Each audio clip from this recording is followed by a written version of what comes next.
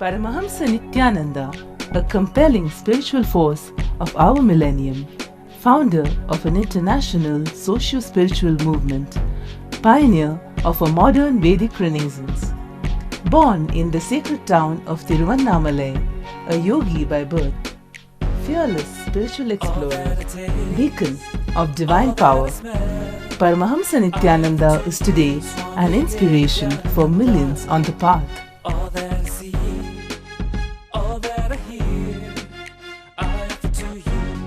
Adept in ancient mystical yogic sciences, researcher of the science of spirituality, guru for enlightenment.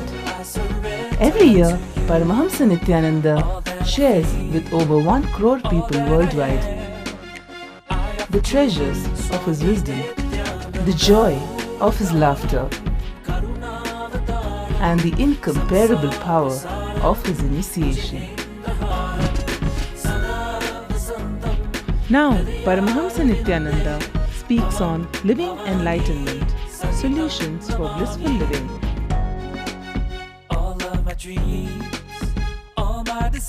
Join us for an unforgettable spiritual experience.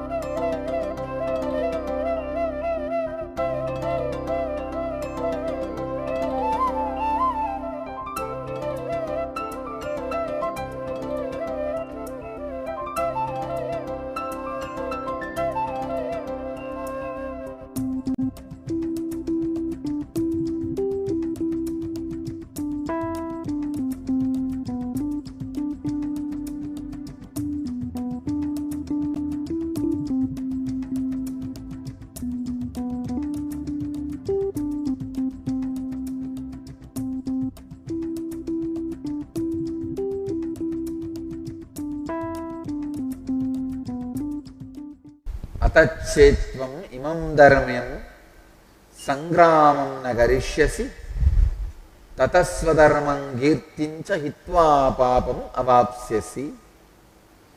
The translation: if you will not fight this righteous war, then you will incur sin, having abandoned your own duty, and you will lose your reputation. On the other hand, if you do not engage in this righteous war, having abandoned your own natural expansion, you will gain guilt, gain sin. Now Bhagavan is coming down to Arjuna's level.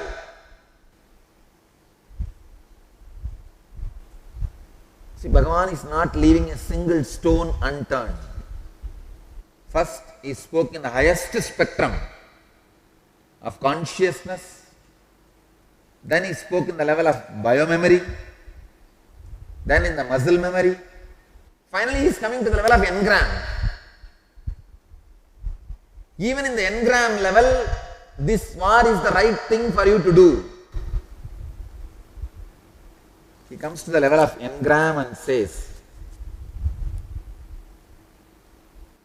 literally, Bhagavan is playing even with the fear and greed of Arjuna. I tell you, for an incarnation to come down to this level, it is a tremendous compassion. Understand, when an incarnation showers love, or shakes you with fear, both happens by his tremendous compassion. He comes down to the language you talk. It's like one day I go to Gurukul and all the kids are sitting and fighting to share some candy. I also sit with them and have the same fight. A normal man can never grasp. Foolish logic can never grasp. You can exploit and abuse this whole verse, this whole situation, saying Krishna exploiting Arjuna, threatening him, saying, "I do this war, otherwise you will incur sin." And poor Arjuna fought? No. If you see every time how Krishna protected Arjuna, every time how Krishna stood by Arjuna, you will see very clearly Arjuna is not needed for Krishna's mission. If Krishna's mission is all about having this war and killing all these fellows and reducing the population, negativity on the planet Earth, he does not need Arjuna. It is Arjuna's fortune, Krishna's compassion. He comes down even to the level of ordinary fear and greed. Only when you look at from this angle, you will understand the compassion of Krishna. He holds the hand, goes to the lowest level of Arjuna and says, "Hey, you will go to hell. Do what I am saying." I tell you, for an ordinary man, his greatness is based on how big he raises himself, poses himself. For an incarnation, his greatness is measured how low he can come down. Krishna is the first master who went to the extreme, the lowest valley to express the love or fear. I tell you, that is why he is Purnavatara. He is a perfect incarnation. He is a complete incarnation. Rama would have maintained his grace. See, when the Ravana was standing without any weapon, see the grace Rama behaves. Go today, come back tomorrow with weapon.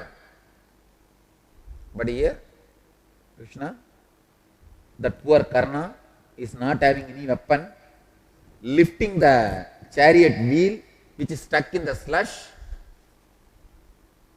goes to Arjuna and says, "Come on, shoot. Finish this fellow." I tell you, for a common man, it looked like but a low level. But only an insider knows.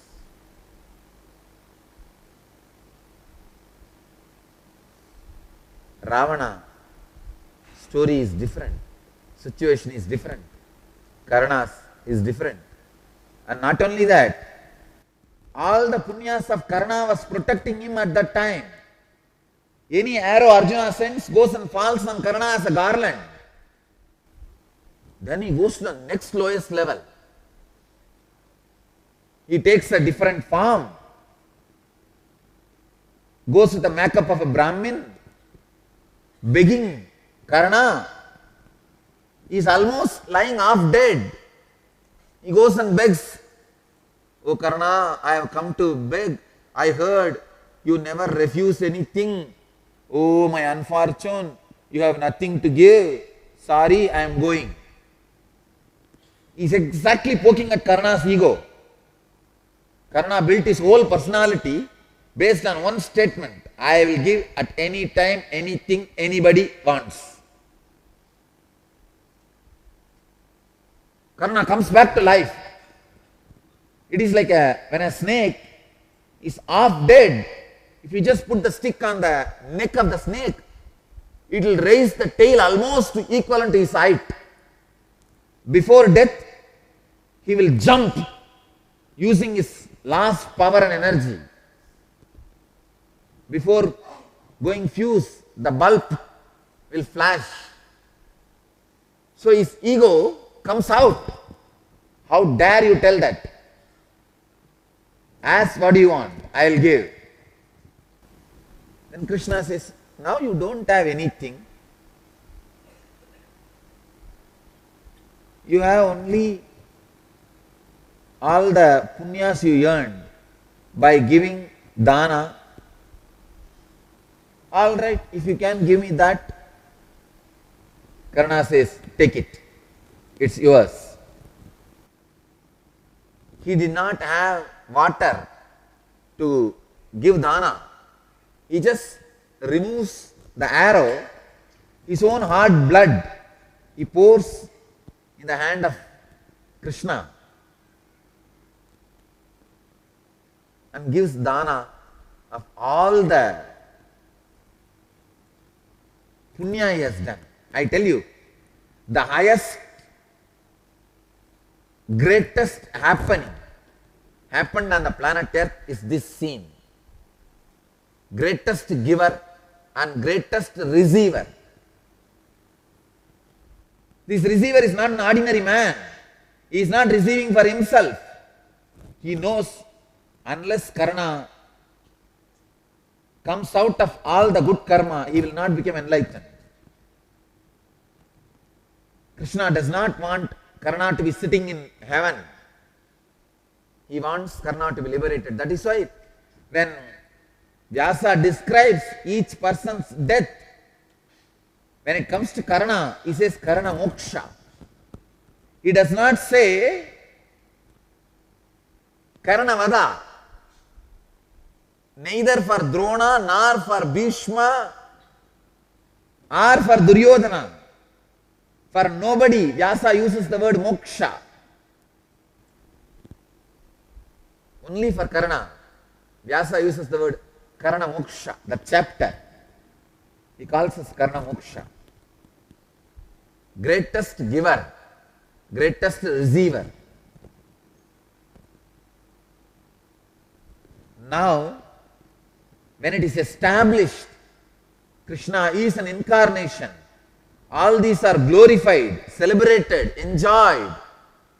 But when he was in the body, even Arjuna would have suspected. I tell you, for whose sake Krishna did this, even that guy, the corner of the mind, would have thought, if we can go this cheap level with Karna, then better let me be careful. He can do the same to me also. Understand, knowing this all is possible, he comes down to that level. This is the greatest sacrifice.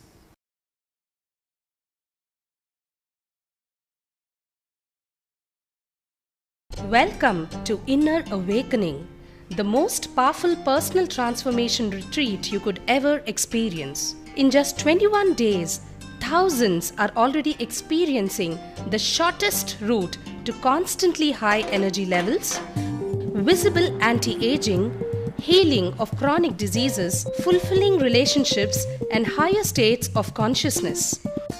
What is the secret behind this transformation?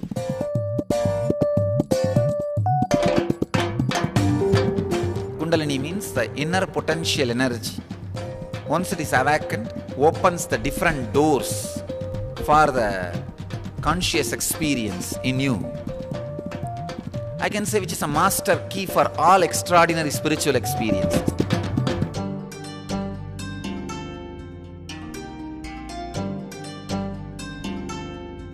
This extraordinary program is conducted personally by Paramahamsa Nityananda in the vibrant atmosphere of Nityananda Dhyanapitham Ashram.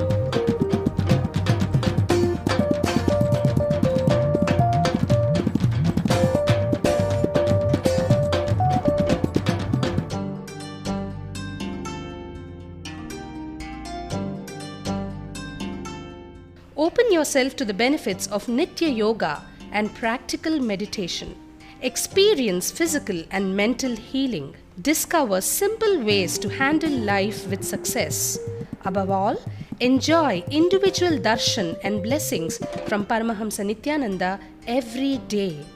Take 21 days for yourself and carry home the transformation of a lifetime.